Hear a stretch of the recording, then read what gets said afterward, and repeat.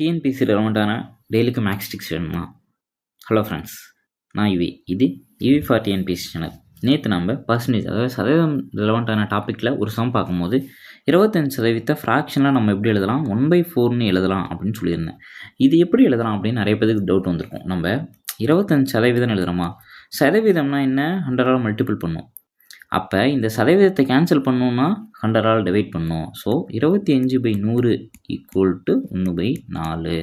இது எப்படி சார் எழுதணும்? இன்னும் சிம்பிளாக இது எப்படி சார் எழுதலாம் அப்படின்னு பார்த்தோம்னா, இந்த 25 எதால் மல்டிபிள் பண்ணால் 100 வருதோ அதுதான் அதோட ஃப்ராக்ஷன் வேல்யூவாக வரும். அப்போ 25 × 4 100 வருங்களா?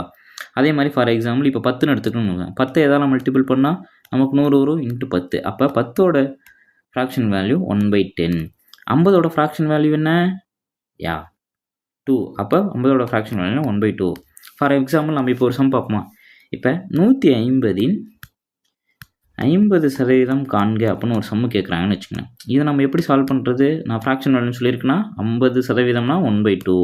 அப்போ 150 × 1/2. 2ஆல் அடித்தா 7 2 14, மீதி 1 10 75. ஸோ அப்போ 150 50%னா 75.